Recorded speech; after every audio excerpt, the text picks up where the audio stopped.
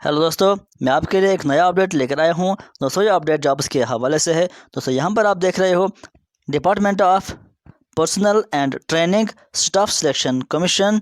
उन्होंने यहाँ पर बहुत सारे पोस्ट्स के लिए एप्लीकेशंस इनवाइट किए हैं। ये आपको पता है कि ये जो स्टाफ सिलेक्शन कमीशन है, ये बहुत सारे पोस्ट्स के लिए एक ही एग्ज़ाम करते हैं। तो यहाँ पर हम A to Z इन्फॉर्मेशन आपको प्रोवाइड करेंगे कि कैसे आपको अप्लाई कर देना है, क्या इसका एज लिमिट रहेगा और क्या इसका प्रोसेस रहेगा अप्लाई करने का, फ़ीस क्या रहेगा और सिलेबस क्या रहेगा वो भी हम यहाँ पर देखेंगे। और एग्ज़ाम पैटर्न क्या इसका रहेगा, किस तरह से एग्ज़ाम इसका होगा, वो भी हम यहाँ पर आपको बताएंगे। आप वीडियो को एंड तक देखिए। Combined higher secondary 10+2 level examination 2022। सबसे पहले हम यहाँ पर डेट्स देखते हैं। Dates for submission of online application. जो ऑनलाइन एप्लीकेशन का डेट है 6 दिसंबर से स्टार्ट हो गए हैं फार्म्स और 4 जनवरी तक ऑनलाइन एप्लीकेशन फार्म का डेट रहेगा। उसके बाद यहाँ पर आप फीस ऑनलाइन भी भर सकते हो और ऑफलाइन चालान भी क्रिएट कर सकते हो, फिर ऑफलाइन आप पेमेंट कर सकते हो। तो सबके हम यहाँ पर डेट्स देखते हैं। जो लास्ट डेट है and time for receipt of online application, यानी जो ऑनलाइन एप्लीकेशन का लास्ट डेट है वो 4 जनवरी रहेगा। उसके बाद जो लास्ट डेट है and time for generation of offline challan, यानी ऑफलाइन चालान जनरेट करने का, डाउनलोड करने का जो लास्ट डेट रहेगा वो भी आपका 4 जनवरी रहेगा, जो कि फॉर्म का लास्ट डेट भी है। उसके बाद last date and time for making online payment. Fees का लास्ट डेट जो कि ऑनलाइन आप पे करेंगे उसका रहेगा 5 जनवरी तक। Last date for payment through challan, अगर आप चालान के ज़रिए पेमेंट करना चाहते हो जो कि बैंक में आपको करना है, वो रहेगा 6 जनवरी तक। उसके बाद date of window for application form correction, यानी जिसको हम करेक्शन विंडो कहते हैं, and online payment for of correction charges. तो करेक्शन विंडो आपका 9 जनवरी से लेकर 10 जनवरी तक रहेगा, 2 दिन के लिए आपका ओपन रहेगा। उसके बाद यहाँ पर जो एग्ज़ाम होने वाला है, 2 टायर में एग्ज़ाम होने वाला है, टायर फर्स्ट और टायर सेकंड। टायर फर्स्ट का जो एग्जामिनेशन है, schedule of tyre first computer based examination होगा, वो यहाँ पर उन्होंने डेट दिया है। अभी ये टेंटेटिव है, ये चेंज भी हो सकता है। तो फरवरी मार्च 2023 तक ये एग्ज़ाम होने वाला है। और जो टायर सेकंड है उसके बाद होगा ये, तो उसका उन्होंने कहा है कि टू बी नोटिफाइड लेटर, यदि ये बाद में आपको नोटिफाई किया जाएगा। उसके बाद यहाँ पर हम देखते हैं कि कौन कौन से पोस्ट्स हैं जिनके लिए ये एग्जामिनेशन होने वाला है। The staff selection commission will hold a competitive examination for recruitment to the group C posts. Group C posts होंगे ये। तो क्या क्या पोस्ट रहेगा? लोअर डिविजनल क्लर्क या junior secretariat assistant and data entry operators for various ministries, departments, offices of the government of India and various constitutional bodies, statutory bodies। तो ये यहाँ पर पोस्ट की डिटेल्स रहेगी। अब पेमेंट हम देखते हैं, पेमेंट क्या रहेगा। जो जूनियर सेक्रेटरी असिस्टेंट है या लोअर डिवीजन क्लर्क, उसका पे स्केल आप यहाँ पर देख सकते हो। अब जो यहाँ पर डेटा एंट्री ऑपरेटर है, उसके भी यहाँ पर आप पे स्केल देख सकते हो। Data entry operator grade A, उसका भी यहाँ पर आप पे स्केल दे सकते हो। तो टोटल जो ये पोस्ट्स हैं, टेंटेटिव वैकेंसी है अभी, यानी ये चेंज भी हो सकता है, लेकिन फिलहाल ये 4500 पोस्ट्स यहाँ पर है। तो चेंज भी हो सकता है, इंक्रीज भी हो सकता है। ये यहाँ पर हम देखते हैं कि नेशनलिटी और सिटीजनशिप, यानी कौन इसके लिए एलिजिबल है, कौन सा सिटीजन। यहाँ पर आप देख सकते हो, ए कैंडिडेट मस्ट बी इधर a citizen of India, a subject of Nepal, a subject of Bhutan. तो कोई भी पर्सन जो है वो इसके लिए अप्लाई कर सकता है, यानी ऑल ओवर इंडिया इसके लिए अप्लाई कर सकता है। तो अब हम यहाँ पर देखते हैं एज लिमिट। एज आपकी कंसिडर की जाएगी एज पर 1 जनवरी 2022। तो 1 जनवरी 2022 के हिसाब से आपको अपनी एज कैलकुलेट करनी है। तो एज लिमिट क्या रहेगा? 18 से लेकर 27 तक, यानी 18 से कम भी नहीं होनी चाहिए और 27 से ज़्यादा भी आपकी एज यहाँ पर नहीं होनी चाहिए। ये एज जनरल कैटेगरीज के लिए है। बाकी जो रिजर्व्ड कैटेगरीज होती हैं उनका भी यहाँ पर एज रिलैक्सेशन दिया गया है, इस टेबल में आप वो देख सकते हो। जो SC ST है उनको यहाँ पर 5 ईयर्स का रिलैक्सेशन दिया गया है। इस तरह से आप यहाँ पर हर एक कैटेगरी का रिलैक्सेशन देख सकते हो। आप यहाँ पर स्क्रीनशॉट ले सकते हो। तो हम यहाँ पर थोड़ा सा फास्ट चलेंगे। तो यहाँ पर हम बात करेंगे एसेंशियल एजुकेशनल क्वालिफिकेशन कि क्या आपकी क्वालिफिकेशन इसके लिए होनी चाहिए। इसके लिए क्वालिफिकेशन क्या होनी चाहिए? Candidate must have pass 12th standard, यानी 12th स्टैंडर्ड या उसके इक्विवेलेंट आपका क्वालिफिकेशन होना चाहिए, फिर चाहे आपकी स्ट्रीम जो भी हो। उसके बाद यहाँ पर बात करेंगे हम हाउ टू अप्लाई कि कैसे आपको अप्लाई करना है। दोस्तों आपको ऑनलाइन अप्लाई करना है। Application must be submitted in only online mode at the website of SSC headquarter. जो यहाँ पर लिंक दी गई है इसी पर आपको क्लिक करना है और इसी पर आपको फॉर्म सबमिट करना है। दोस्तों इसको मैंने डिस्क्रिप्शन में भी डाल दिया है, आप डिस्क्रिप्शन में जाकर इस लिंक पर क्लिक करके भी ये फॉर्म्स भर सकते हो। उसके बाद यहाँ पर एक और पॉइंट में लिखा गया है in the online application form candidates are required to upload the scanned colour passport size photograph. आपको यहाँ पर फोटोग्राफ भी अपलोड करना है, लेकिन फोटोग्राफ कैसा होना चाहिए उसके लिए यहाँ पर एक इम्पोर्टेंट नोट दिया गया है। The photograph of the candidate should not be more than 3 months old from the date of publication of notice of the examination, यानी 3 months से ज़्यादा ओल्ड आपका फ़ोटो नहीं होना चाहिए जो भी आप अपलोड यहाँ पर करोगे। यानी इन शॉर्ट आपको याद रखना है रिसेंट फ़ोटो यहाँ पर अपलोड करना होगा। एप्लीकेशन फ़ीस क्या रहेगा उसकी भी हम यहाँ पर बात करेंगे। दोस्तों जो कैंडिडेट्स जनरल कैटेगरी से बिलोंग करते हैं उनको यहाँ पर सिर्फ 100 रुपीज़ फीस पे करना होगा, लेकिन जो कैंडिडेट चाहे वो वुमेन है या किसी कैटेगरी से बिलोंग करते हैं, इसमें SC आता है, ST आता है या PWD आता है या एक्स सर्विसमैन आता है, तो उनको यहाँ पर कोई भी फीस नहीं है, वो एग्जम्प्टेड है फीस पे करने से। तो फीस पे आप ऑनलाइन भी कर सकते हो या किसी भी SBI बैंक में आप ये ऑफलाइन चालान भी भर सकते हो। उसके बाद यहाँ पर बात की गई है कि करेक्शन विंडो 9 जनवरी से लेकर 10 जनवरी तक ये करेक्शन विंडो ओपन हो जाएगा। उसके बाद यहाँ पर बात करेंगे सेंटर ऑफ एग्जामिनेशन की कि जो एग्जामिनेशन होगा उसका सेंटर क्या रहेगा। तो आपको मैं बताऊँ कि ऑल ओवर इंडिया जो भी सिटीज़ हैं वहाँ पर एग्जामिनेशन सेंटर रहेगा। कोई भी ऐसा सिटी नहीं है जहाँ पे सेंटर नहीं होगा, हर एक सिटी में सेंटर होगा। उसके बाद भी आप यहाँ पर इन सेंटर्स को देख सकते हो। हम यहाँ पर पेज को ऊपर स्क्रॉल करेंगे, आप इनका स्क्रीनशॉट ले सकते हो या वीडियो को पॉज करके देख सकते हो। यहाँ पर भी रहेंगे ये सेंटर्स।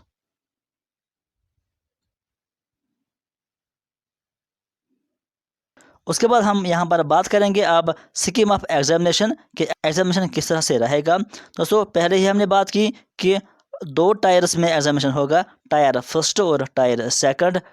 तो जो टायर फर्स्ट होगा उसका स्कीम क्या होगा, किस तरह से क्या सिलेबस रहेगा और क्या क्या मार्क्स इसमें रहेंगे। तो टायर फर्स्ट जो होगा उसमें आपका एक पार्ट होगा इंग्लिश लैंग्वेज बेसिक नॉलेज जो होगा, जिसमें 25 क्वेश्चंस होंगे और 50 नंबर होंगे उसमें। इस तरह से जनरल इंटेलिजेंस में 25 क्वेश्चंस और 50 मार्क्स। इसी तरह से पार्ट थर्ड में रहेगा एप्टीट्यूड, जिसमें बेसिक मैथ स्किल्स यानी मैथ क्वेश्चंस होंगे, 25 क्वेश्चंस होंगे, 50 मार्क्स। जनरल अवेयरनेस होगा 25 क्वेश्चंस, 50 मार्क्स। तो टोटल ये 4 पार्ट्स होंगे टायर फर्स्ट में। 4 पार्ट्स में आपके 100 क्वेश्चंस आएंगे और 100 क्वेश्चंस में आपके 200 मार्क्स होंगे और टाइम जो इसके लिए आपका रहेगा वो आपका 1 आवर यानी 60 मिनट्स रहेंगे। उसके बाद यहाँ पर एक और पॉइंट कि जो ये टायर फर्स्ट एग्जामिनेशन होगा इसमें ऑब्जेक्टिव टाइप क्वेश्चंस होंगे जो कि मल्टीपल चॉइस क्वेश्चंस होते हैं। उसके अलावा there will be negative marking, यानी नेगेटिव मार्किंग यहाँ पे होगी जो कि 0.50 हर एक रॉन्ग आंसर का होगा। यानी अगर आपने 2 क्वेश्चंस रॉन्ग किए तो 1 मार्क्स आपका कट हो जाएगा, हर 2 क्वेश्चंस का 1 मार्क्स कट हो जाएगा। उसके बाद जो टायर सेकंड एग्जामिनेशन होगा उसमें क्या सिलेबस आपका रहेगा।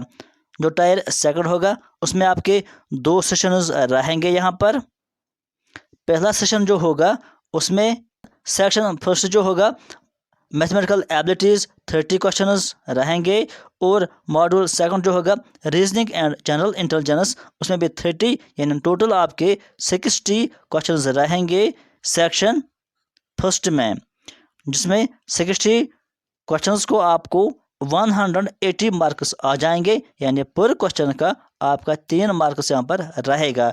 और जो टाइम यहाँ पर दिया जाएगा हर एक सेक्शन को आपका 1 आवर।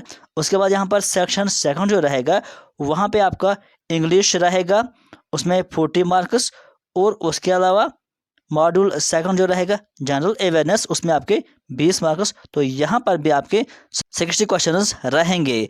तो सेक्शन फर्स्ट में भी आपके 60 क्वेश्चंस थे और 180 मार्क्स थे, और सेक्शन सेकंड में भी आपके 60 क्वेश्चंस रहेंगे और 180 मार्क्स रहेंगे। तो हर एक सेक्शन में आपका 1 आवर दिए जाएंगे।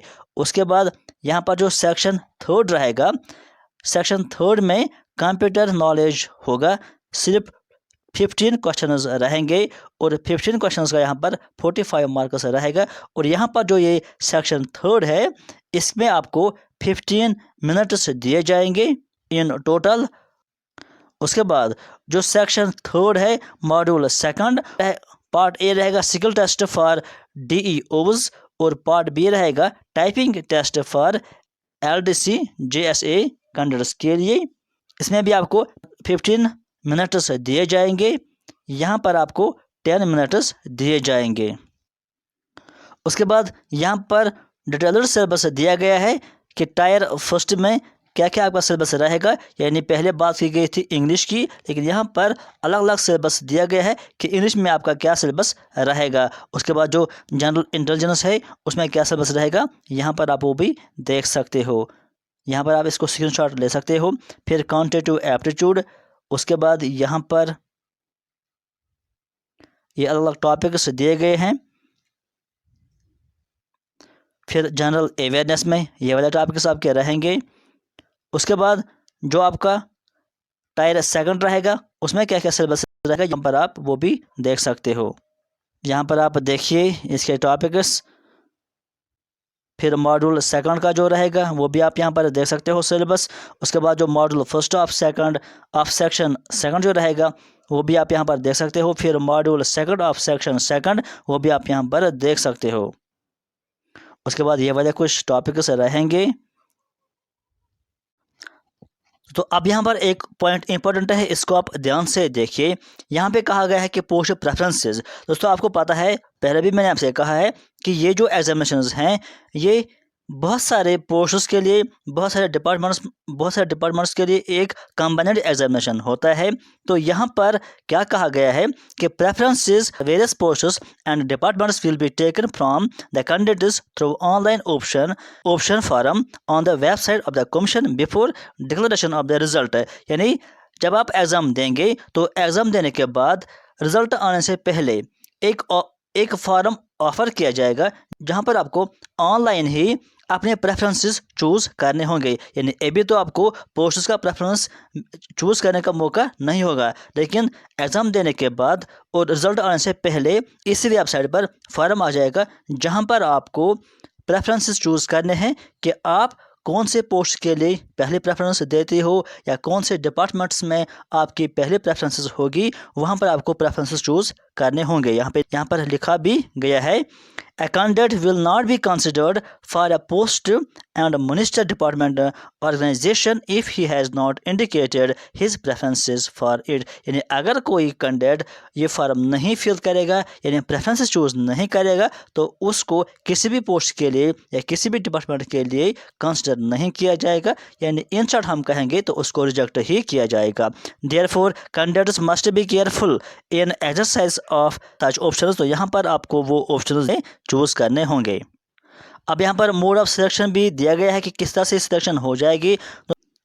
दोस्तों यहाँ पे लिखा गया है कि जो मिनिमम क्वालिफाइंग मार्क्स होंगे, चाहे टायर फर्स्ट है, चाहे सेक्शन फर्स्ट है, चाहे सेक्शन सेकंड है, चाहे मॉड्यूल फर्स्ट है of section third, of tyre second examination, यानी हर एक के लिए आपको कम से कम 30% मार्क्स आने चाहिए, ये मिनिमम है। यानी अगर किसी कैंडिडेट ने 30% से कम मार्क्स लाए हैं तो उसको रिजेक्ट किया जाएगा। कम से कम आपको 30% मार्क्स लाने हैं, उसके बाद ही आपका पेपर इवालुएट किया जाएगा। अगर जनरल कैटेगरी से बिलोंग करते हो और जो कैंडिडेट्स ओबीसी या ईडब्ल्यूएस से बिलोंग करते हैं तो उनके लिए 25% मार्क्स कम से कम लाने होंगे, और जो बाकी कैटेगरीज हैं उनको कम से कम 20% मार्क्स लाने होंगे। अब जो शॉर्ट लिस्ट आएगा वो किस बिना पर आएगा वो भी यहाँ पर लिखा गया है। Candidates will be short listed for tyre second examination, यानी जो आपका टायर सेकंड एग्जामिनेशन होगा उसके लिए कौन से कैंडिडेट शॉर्ट लिस्ट किए जाएंगे, किस बिना पर वो शॉर्ट लिस्ट किए जाएंगे। सेकंड के लिए वो कैंडिडेट शॉर्ट लिस्ट किए जाएंगे जो कि उनकी परफॉर्मेंस होगी on the tyre first examination on the basis of their performance in the tyre first examination. तो टायर फर्स्ट एग्जामिनेशन जो पहले होगा वहाँ पर जो शॉर्ट लिस्ट आ जाएगा उन्हीं को मौका दिया जाएगा टायर सेकंड एग्जामिनेशन के लिए। उसके बाद यहाँ पर एक और पॉइंट इंपॉर्टेंट है, tyre second examination will be conducted for all the candidates qualified in tyre first. जो टायर फर्स्ट क्वालिफाई करेंगे, इन शॉर्ट आपको याद रखना है कि उन्हीं को टायर सेकंड एग्जामिनेशन होगा। In Tier 2 examination, it will be mandatory for the candidates to qualify all sections। जो टायर सेकंड एग्जामिनेशन होगा उसमें अभी हमने देखा कि बहुत सारे सेक्शंस हैं, तो हर एक सेक्शन को वहाँ पर क्वालिफाई करना मैंडेटरी है। उसके बाद ये पॉइंट सबसे ज़्यादा इम्पोर्टेंट है कि जो लास्ट में फाइनल लिस्ट आ जाएगा यानी कि मेरिट लिस्ट आ जाएगा वो किस बिना पर आ जाएगा। तो यहाँ पर उन्होंने साफ लिखा है कि merit list will be prepared on the basis of overall performance of the candidates in the tyre second examination. यानी लास्ट में जो फाइनल रिजल्ट आ जाएगा वो सिर्फ डिपेंड होगा आपकी क्या परफॉर्मेंस रही है टायर सेकंड एग्जामिनेशन में। यानी पहले तो आपको टायर फर्स्ट एग्जामिनेशन देना होगा, वो आपका क्वालिफाइंग एग्जामिनेशन होगा। यानी जो टायर फर्स्ट में क्वालिफाई करेंगे शॉर्ट लिस्ट में आ जाएंगे तो उनको फिर टायर सेकंड एग्जामिनेशन होगा। तो टायर सेकंड एग्जामिनेशन में आपकी क्या परफॉर्मेंस रहेगी उसके बिना पर आपका सिलेक्शन लिस्ट बन जाएगा। इतना आपको यहाँ पे याद रखना है। तो यहाँ पर भी लिखा है कि final selection list of the candidates in each category will be made on the basis of overall performance in tyre second examination and preferences of posters exercised bye them. जो भी उनकी प्रेफरेंस ऑफ पोस्ट्स होंगे तो उस preference के अलावा उनकी क्या परफॉर्मेंस रही है तो उस पर आपका जो फाइनल लिस्ट है या फाइनल मेरिट लिस्ट है या सिलेक्शन लिस्ट बन जाएगा। तो दोस्तों ये था एक अपडेट जॉब्स के हवाले से स्टाफ सिलेक्शन कमीशन। आज की वीडियो में फिलहाल इतना ही। Thank you.